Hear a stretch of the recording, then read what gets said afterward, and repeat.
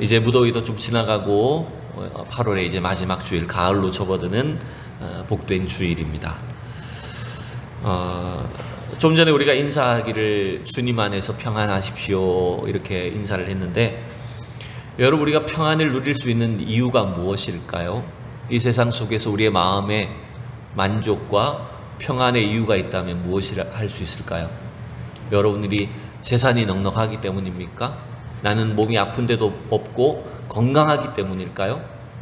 우리의 모든 형편과 사정이 남 부럽지 않은 그런 삶을 살기 때문에 우리는 평안할 수가 있을까요? 우리 성도들이, 우리 인간이 이 세상 속에서 참된 평안과 만족스러운 삶을 살 수 있는 이유는 우리 하나님이 우리와 함께 해주시기 때문입니다.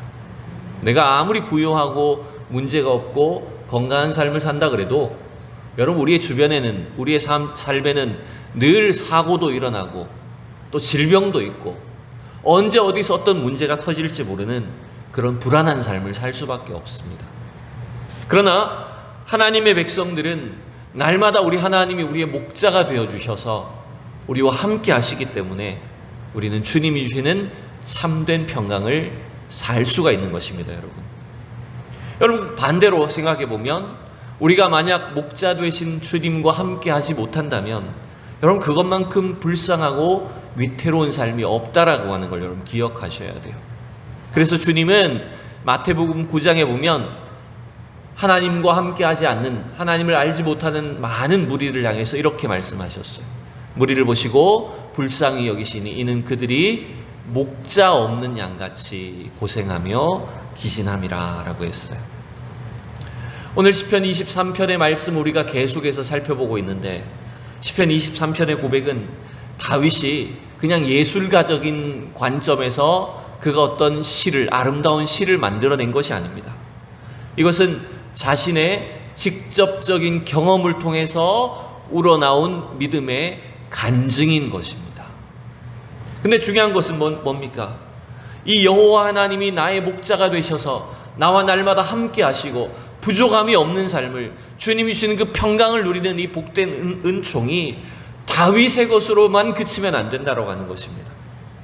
오늘 이 다윗의 신앙 고백과 이 간증이 저와 여러분의 삶의 고백이 되어야 될 줄로 믿습니다. 여러분, 우리가 이런 믿음으로, 이런 감사로 하나님 앞에 예배를 드릴 때 하나님이 우리의 예배를 가장 기쁘게 받으실 줄로 믿습니다.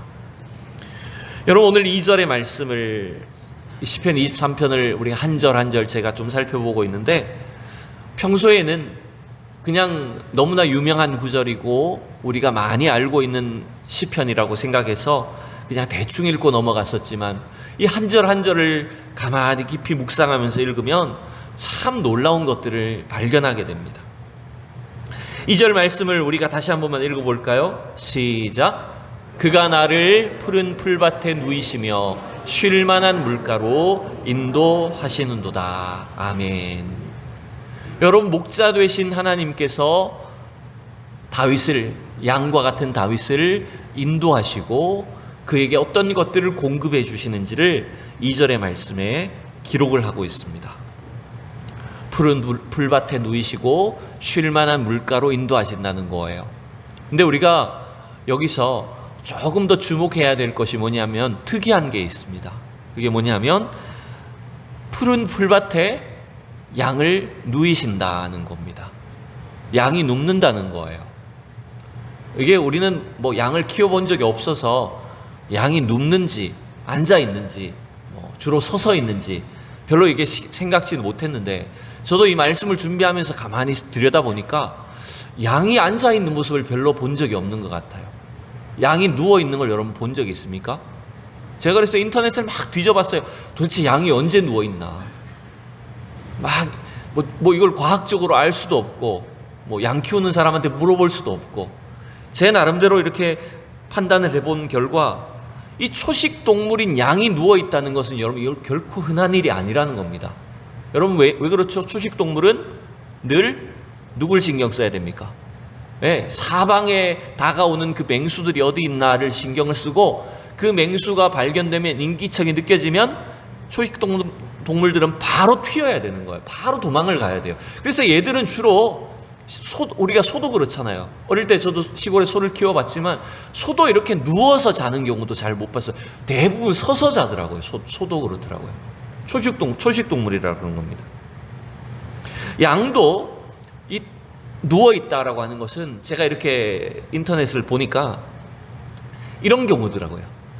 이 아기 양들이, 새끼 양들이 어미 곁에 있을 때는 아무래도 이게 어린 양이다 보니까 주로 힘도 좀 작고 그러겠죠.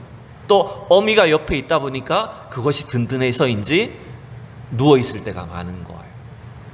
또 양들이 이렇게 누워있다는 것은요, 주변에 아무런 적들이 없다라고 하는, 그러니까 그 양의 마음에 안심이 되었을 때, 주로 어떨 때일까요? 완전히 이제 우리 안에 들어가 있을 때, 위험 요소가 제거가 되었을 때, 그때는 양들이 걱정 근심이 없이 누워있는 것을 종종 목격하게 된다는 겁니다.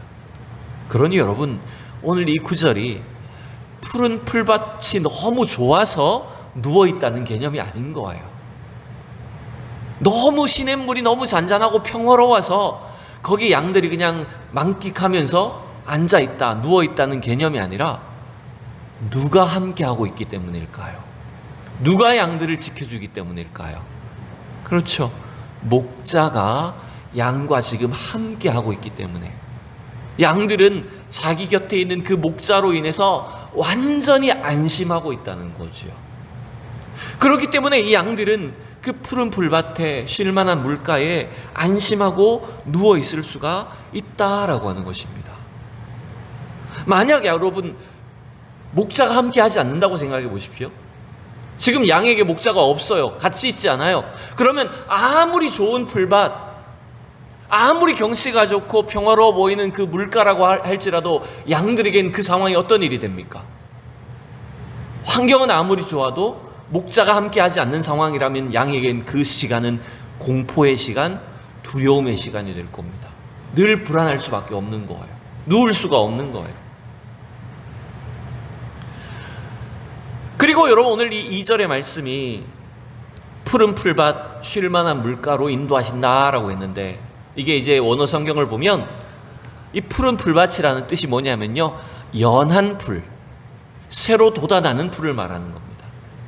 그리고 이게 다 복수형이에요. 푸른 풀밭들에 누이시고 쉴 만한 물가들로 인도하신다는 겁니다. 한 군데 장소가 아니라 계속해서 하나님은, 목자 되신 주님은 우리를 가장 적당한 곳으로, 우리의 필요를 가장 적당하게 채워주시는 곳으로 인도해 주신다라고 하는 것입니다. 그러니 여러분, 우리가 평안을 누리는 것, 참된 안식을 누리는 것은 지금 당장 어떤 상황이 나의 마음에 드느냐 안 드느냐의 문제가 아니라는 거예요. 우리를 인도하시는 주님이 나와 함께하고 계시며 우리를 날마다 가장 선하고 좋은 길로 인도하신다는 것을 확신할 때, 여러분, 우리 안에는 참된 평안과 만족을 누릴 수가 있다라고 하는 것입니다. 여러분, 이 다윗이 경험하고 다윗이 자기 자신의 삶을 통해서 고백했던 이 시편 23편은 예수 그리스도를 통해서 정확하게 우리에게 그대로 이루어 주신 줄 여러분 믿으시기 바랍니다. 예수님이 뭐라고 말씀하셨을까요? 마태복음 11장 28절, 우리 유명한 구절이니까 다 같이 읽어보죠. 시작. 수고하고 무거운 짐진 자들아 다 내게로 오라. 내가 너희를 쉬게 하리라. 목자가 되신 우리 주님, 예수님께 우리가 나아가기만 하면 우리의 모든 세상 죄악의 짐들을 다 벗겨주시고 멍에를 풀어주시고 참된 안식과 자유를 주시는 분이시라는 겁니다. 요한복음 14장에도 또 이렇게 말씀하시죠. 같이 읽겠습니다. 평안을 너희에게 끼치노니 곧 나의 평안을 너희에게 주노라. 내가 너희에게 주는 것은 세상이 주는 것과 같지 아니하니라. 너희는 마음에 근심하지도 말고 두려워하지도 말라. 여러분, 목자 되신 주님이 여러분과 함께 하실 때, 또한 여러분이 주님과 함께하는 삶을 살 때 주님이 여러분에게 뭘 주십니까? 우리에게 참된 평안을 주시는 거예요. 이 세상이 주는 것은 우리를 두렵게 하고 근심하게 하는 것이지만 우리 곁에 계신 주님이 우리와 날마다 함께 하심으로 인해서 우리 날마다 참된 평강과 소망을 누릴 수가 있다라고 하는 것입니다. 따라서 오늘 우리가 23편의 이 말씀을 통해서 우리가 가져야 되는 이 참된 평안과 만족은 우리의 목자 되신 주님과 함께 할 때 가능하다라고 하는 걸 경험하셔야 됩니다. 여러분, 오늘 이 말씀의 주제를 제가 질문으로 제목을 잡았지 않습니까? 여러분 정말 주님과 함께 하십니까? 목자 되신 주님과 여러분 날마다 함께 하십니까? 이 질문을 여러분의 삶에, 여러분의 신앙 속에 날마다 구체적으로 던져보셔야 됩니다. 과연 나는 주님과 함께하고 있는가? 과연 나는 주님과 동행하고 있는가? 다윗의 시편을 알기는 알겠는데, 그 내용도 우리가 너무나 잘 알고 있고 그 의미도 알겠는데, 그 다윗의 신앙이, 그 다윗의 감격과 고백이 나의 것이 되고 있는가라고 하는 것을 구체적으로 질문하셔야 됩니다. 왜 그렇죠? 우리는 때때로 내가 주님과 함께 동행하며 늘 마음에 막 만족과 기쁨이 넘치는 것 같다가도 어느 순간 상황이 바뀌면, 또 우리에게 어떤 문제만 생기면 우리의 마음이 어떻게 됩니까? 그렇게 기뻤던 것이, 그렇게 감격스러웠던 믿음이, 은혜와 사랑이 막 사라지는 것처럼 느껴질 때가 있습니다. 믿음이 없는 사람처럼 막 행동하기도 합니다. 여러분, 그 이유가 뭡니까? 오늘 말씀이 가르쳐주는 것처럼 푸른 풀밭 쉴 만한 물가가 없기 때문이 아닙니다. 관건은 주님과 함께하고 있지 않기 때문이라는 것이 문제입니다.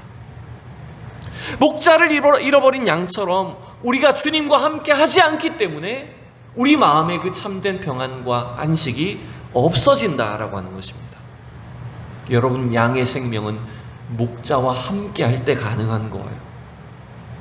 우리가 주님을 나의 목자로, 나의 구주로 고백하는 것은 단지 말로만 하는 것이 아닙니다. 양들이 어떻게 해야 되죠? 목자와 함께 있을 때에만 참된 평안이 있다면, 안식을 누릴 수 있다면 양들은 어떻게 해야 됩니까? 목자를 죽어라 따라가야 되는 거예요. 지금 당장 여기 풀이 남아있고 여기 꼴이 좋아 보여도 목자가 움직이면 양들은 죽어라 목자를 따라가야 되는 거예요. 왜? 그 목자가 우리에게 참된 생명을 주시기 때문에. 그 목자를 따라가는 삶만이 우리에게 참된 평안을 주기 때문이라는 거예요. 그래서 오늘 우리가 이 질문을 내가 필요할 때만 목자를 찾는 것이 아니라 우리의 신앙이 매일 매 순간 목자 되신 우리 주님과 함께하는 삶이 되게 하셔야 된다는 것입니다. 그리할 때 여러분의 삶에 하나님은 날마다 푸른 풀밭으로 쉴 만한 물가로 인도해 주시는 줄로 믿습니다. 이것을 알면서도 우리는 왜 주님과 함께하지 못할까요?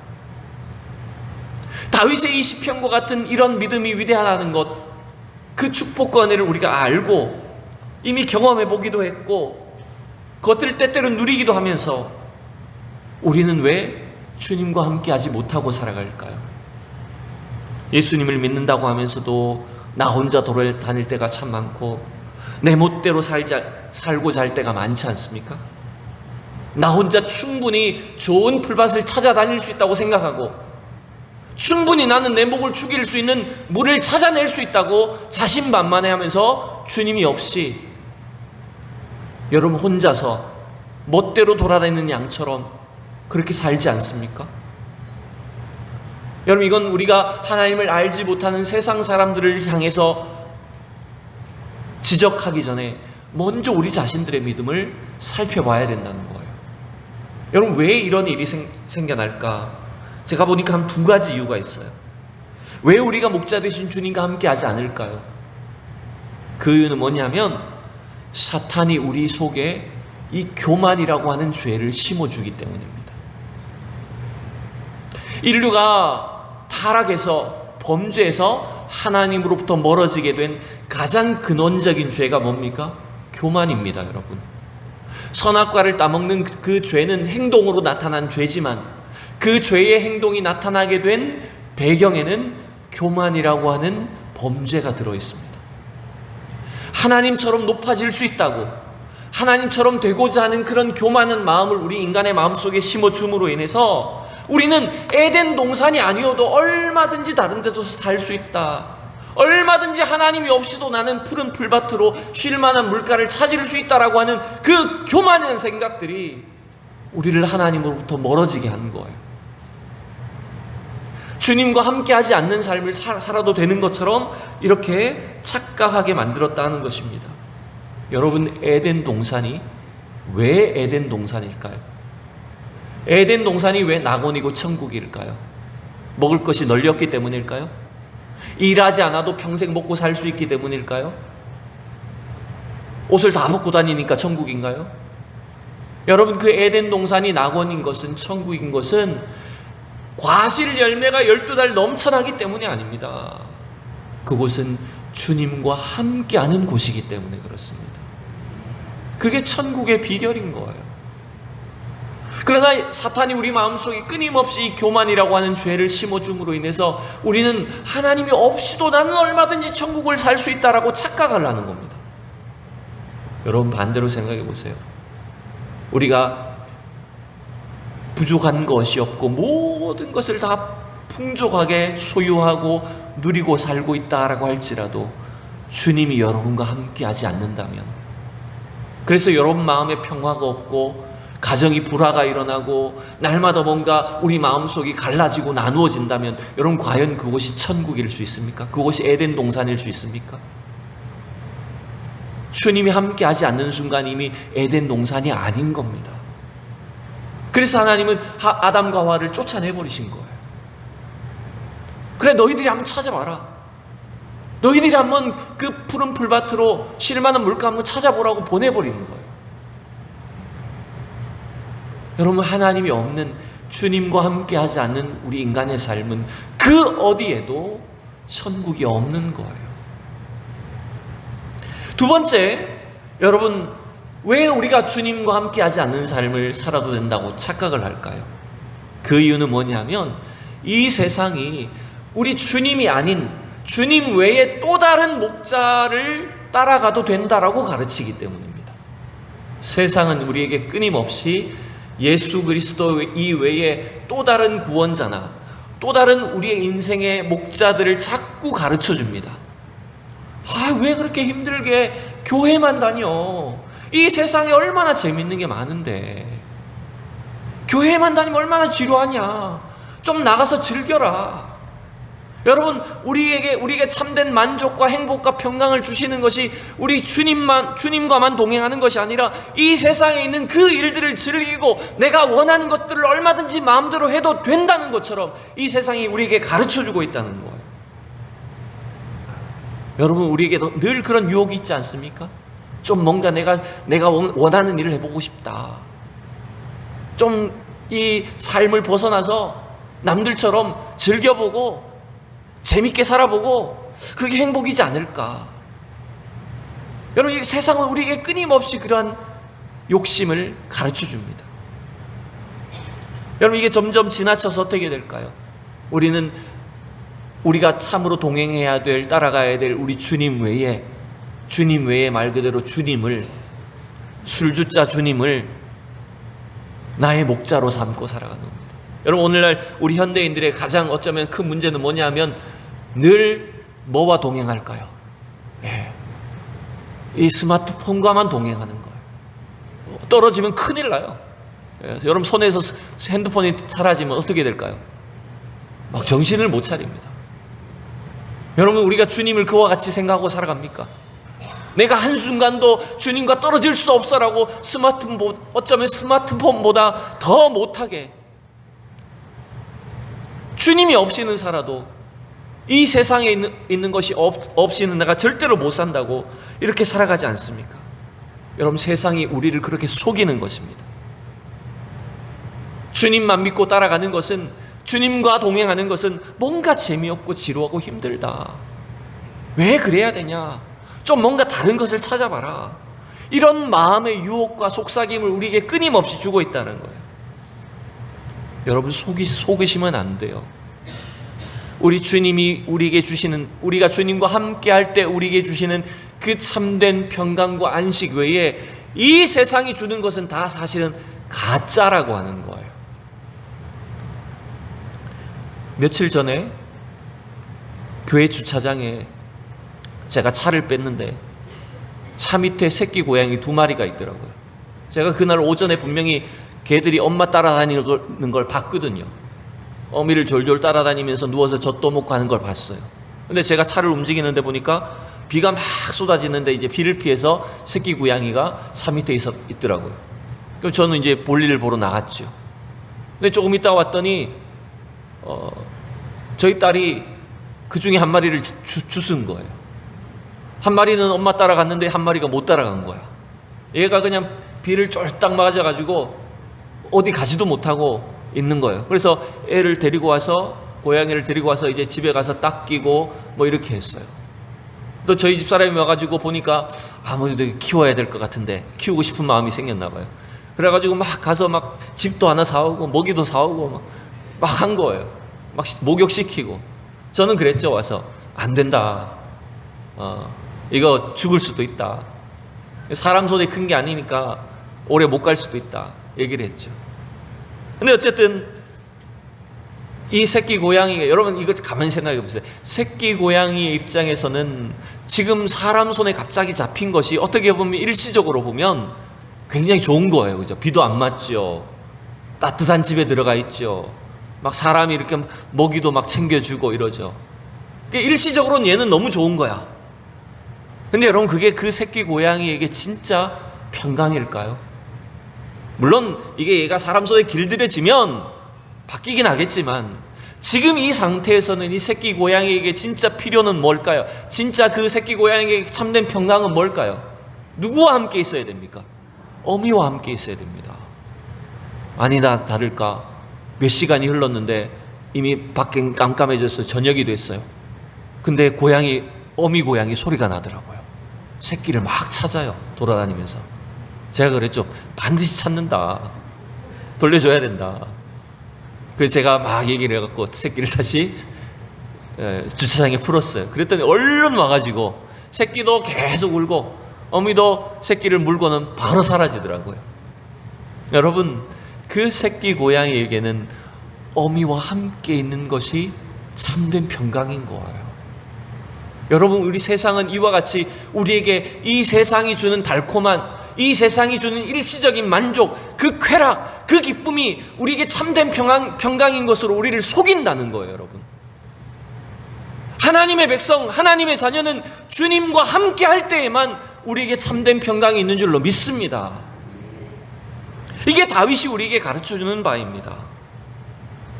그래서 우리는 이 사탄과 이 세상이 주는, 또 이단과 우상 숭배가 주는 그 거짓 평안과 만족을 여러분 분별하셔야 돼요. 깜빡하면 넘어가는 겁니다. 깜빡하면 그게 더 진짜인 줄 알고 넘어가는 거예요. 여러분, 교회로 매주 편지를 보내는 사람들이 있습니다. 얼마나 열심인지 몰라요. 목사님께 이러면서 편지를 매주 보냅니다. 누굴까요? 신천지 사람들입니다. 그것도 손글씨로 적어 보냅니다. 뭐 설교를 들어본 것 같기도 해요. 목사님 설교를 들어보니 어떻고 뭐 다 알고 있어. 그러면서 너무 마음이 아프대요. 진짜 진리가 여기 있는데 빨리 깨달으시라고. 그 사람들은 뭐에 속고 있는 겁니까? 그게 참된 평강이라고 속고 있는 겁니다. 북한도 똑같은 거 아닙니까? 북한 사람들도 그 나라가 지상 천국이라고 지금 믿고 살지 않습니까? 왜냐하면 진짜 진실을 모르니까요. 여러분, 그래서 베드로 사도는 우리에게 이렇게 권면하지요. 우리가 이런 세상이 주는, 사탄이 주는 이 거짓되고 가짜 평강에 속지 말아야 된다라고. 베드로전서 5장에 이렇게 말합니다. 근신하라, 깨어라. 너희 대적 마귀가 우는 사자같이 두루다니며 삼킬 자를 찾나니 너희는 믿음을 굳건하게 하여 그를 대적하라 라고 말합니다. 여러분, 우리는 오늘 다윗의 고백, 그 다윗의 믿음, 다윗의 경험, 이 신앙이 저와 여러분의 것이 될 수 있기를 진심으로 축복합니다. 우리가 목자 되신 주님만 따라가면 진짜 푸른 풀밭으로, 날마다 쉴 만한 물가로 인도해 주시는 것입니다. 여러분, 그래서 양은 목자를 따라갈 때에만 그곳에 이를 수 있고 참된 생명과 평안을 누릴 수 있다는 거예요. 여러분, 우리의 목자 되신 주님은 우리를 그냥 내버려 두시는 분이 아니십니다. 그냥 니네 알아서 생존해라고 우리를 그냥 세상에 풀어놓은 것이 아니라는 거예요. 주님은 날마다 우리와 함께하기를 원하시는 것입니다. 우리가 실족치 아니하도록 날마다 우리를 인도해 주시는 것입니다. 심지어 참 목자 되신 주님은 어떻게 하실까요? 잃어버린 양 한 마리를 위해서라면 99마리의 양떼를 놓아두고서라도 그 양을 찾기까지 끝까지 포기하지 않으시는 분이십니다, 여러분. 그러니 여러분, 우리의 인생이 목자 되신 주님과 함께하지 않는 것이 여러분 불행의 시작입니다. 예수님이 나의 목자가 되는 삶이 아니라면 우리는 거짓된 평안에 잠시 잠깐 이 세상이 주는 그 달콤한 평안에 속아서 영원한 평안을 누리지도 못하고 멸망의 길을 걸어갈 수밖에 없다는 거예요. 여러분, 여러분의 생애에서 정말 주님과 한시도 떨어지지 않던, 그래서 정말 여러분 안에 놀라운 평강과 만족이 넘쳤던 때가 언제입니까? 성경에 보면 곳곳에 그런 인물들이 나오죠. 대표적으로 여러분 구약시대의 요셉과 같은 인물을 생각해 보십시오. 요셉은 아버지로부터 가장 사랑받던 아들에서 한순간에 그의 신분이 어떻게 됩니까? 노예로 팔려가고 억울한 누명을 그것도 모자라서 억울한 누명을 쓰고 감옥에 갇힙니다. 사형 날짜만을 기다리고 있는 죄수가 됩니다. 근데 여러분, 환경은 최악이었지만 그 요셉의 영혼은, 요셉의 삶은 어떠했습니까? 노예로 있을 때나 감옥에 갇혀 있을 때나 주님이 요셉과 함께 하심으로 요셉이 하는 모든 일들을 주님이 형통하게 해주셨습니다. 바로 요셉에게 주님은 함께 하셔서 그를 날마다 쉴 만한 물가로, 푸른 초장으로 인도해 주셨던 거예요. 비록 그 시기가 잠시 잠깐 노예살이일 수도 있고 감옥일 수도 있었지만 주님과 함께 한다면 날마다 그를 최고의 선한 길로, 평안으로 인도해 주신다는 거예요. 우리가 오예배 시간에 보고 있는 빌립보서에도 보면 사도 바울이 뭐라고 고백합니까? 나는 비천에 처할 줄도 알고 풍부에 처할 줄도 알아 모든 일, 곧 배부름과 배고픔과 풍부와 궁핍에도 처할 줄 아는 일체의 비결을 배웠노라. 13절 마지막 읽어볼까요? 시작. 내게 능력 주시는 자 안에서 내가 모든 것을 할 수 있느니라. 여러분, 사도 바울이 깨달았던 비결이 뭡니까? 그냥 오랫동안 굶었더니 밥을 잘 안 먹어도 된다는 겁니까? 금식을 많이 했다는 것입니까? 바울이 깨달은 그 일체의 비결이 뭘까요? 주님이 나와 함께 하신다는 겁니다. 어떤 상황에도 내가 주님과 함께 하기 때문에 나는 그 모든 일들을 이겨낼 수 있는, 인내할 수 있는 비결을 배웠다라고 하는 거예요. 여러분, 이게 우리 성도들의 신앙 고백이 되셔야 될 줄로 믿습니다. 여러분, 저는 제 인생 속에서 제가 이제 50년을 살았습니다.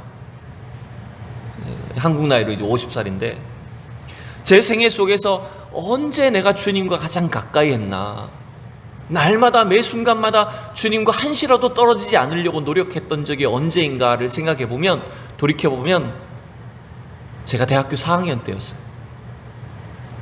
저는 제 인생에서 어쩌면 그때가 가장 영적으로는 행복했던 시간들이었습니다. 환경이나 형편은 반대예요. 그때 제가 가진 환경은 가진 돈이 있습니까? 무슨 앞날의 진로가 열려 있겠습니까? 나를 도와주거나 내가 자문을 구할 때도 별로 없었습니다. 제가 의지할 곳이라고는 오로지 주님밖에 없었어요. 그래서 그때는 시키지도 않았는데 늘 새벽 기도를 나갔어요. 거의 하루도 빼지 않고 매일 새벽 기도를 다니고 기도하고 찬양하며 돌아오는 길, 그 다음에 강의가 없을 때마다 중간중간에 빈 강의실을 찾아가지고 거기서 1시간씩 기도하던 일. 왜냐하면 나는 주님밖에 없으니까, 주님만 의지할 수밖에 없으니까요. 근데 여러분 지금 되돌아보면 그때가 제일 행복했어요. 왜? 내가 주님과 함께하고 있기 때문에. 주님이 나와 함께 하시는 것을 매 순간 경험했기 때문에. 그래서 작고 사소한 모든 일들이 하나님께서 나에게 베풀어 주시는 푸른 풀밭이고 쉴 만한 물가였던 거예요, 여러분. 여러분, 여러분의 환경이 어렵습니까? 여러분이 형편 때문에 지금 때때로 실망하고 낙심하십니까? 여러분, 그것은 여러분의 환경이 문제가 아니라 여러분이 주님과 함께 하지 않기 때문입니다. 여행 유튜버 중에 유명한 사람이 얼마 전에 보니까 저 아프리카에 우리 선교사님이 가 있는 그 에말국이라고 하는 그곳에 이제 여행을 하는 장면을 찍어 왔더라고요. 유튜브에 지금 막 그 사람이 엄청 인기가 많은 것 같아요. 근데 우리는 그냥 상상만 하고 있고 선교 편지를 통해서만 대충 알고 있는 그 나라가 보니까 그 여행하는 그 사람이 며칠 다녀온 영상인데 얼마나 열악한지 몰라요. 뭐 수도라고 하는데 그 나라의 수도라고 하는데 제대로 포장된 길도 없어요. 너무너무 열악한 나라예요. 그리고 얼마나 기후가 어려운지 그 나라 사람들은 아예 낮에는 아무도 안 움직인대요. 도리어 밤에 움직인대요. 밤 8시부터 새벽까지 장사한대요. 낮에는 거의 사람이 움직이지도 않는데요. 그러니까 도대체 어떻게 여기에 사람이 살까 싶은 곳이라는 거예요. 여러분 그런 생각 해보셨나요? 선교사님들은 도대체 어떻게 살까요? 그분들은 그곳에서 어떻게 견디고 계실까요? 그분들은 뭔가 특별한 분들일까요? 아니면 오지를 좋아하는 사람들일까요? 극한 체험을 즐기시는 걸까요? 아니에요. 선교사님들의 비결은 딱 한 가지입니다. 주님과 함께하는 거예요.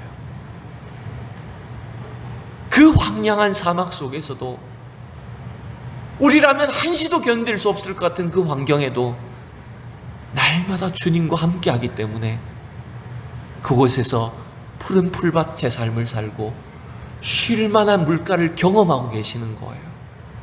그게 비결입니다. 여러분 오늘 다윗은 오늘 우리에게 이 놀라운 은혜를 공유하기를 원하고 있습니다.